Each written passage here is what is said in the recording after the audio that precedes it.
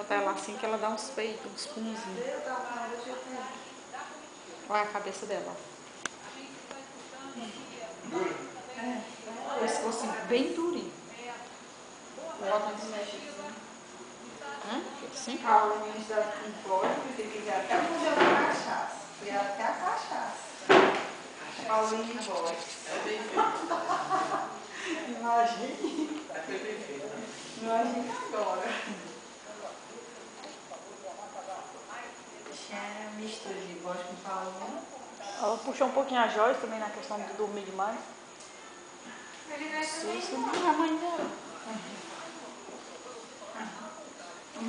Sim. Escolher a mamãe, que a mãe não pode falar. Pode escolher a mamãe. Sim. A mãe do meu tá todinha. Ela se acostumou.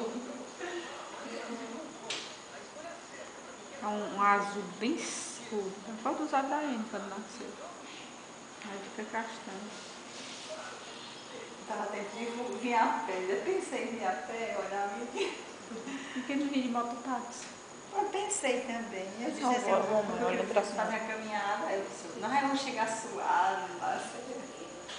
Pensei em vir roupa de academia para voltar a pé, fazer a caminhada. Ela olha pra mamãe. Você tá com uma Oi, pó. Oi, minha filha. Oi, minha filha.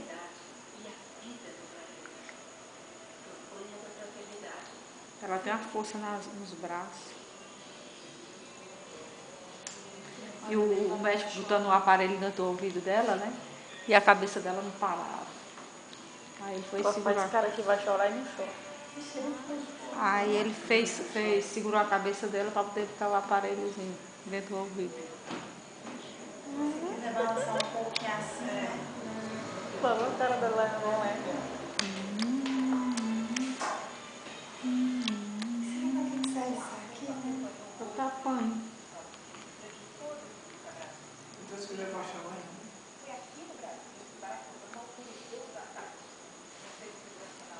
Ele autorizou os ataques na Líbia, foi?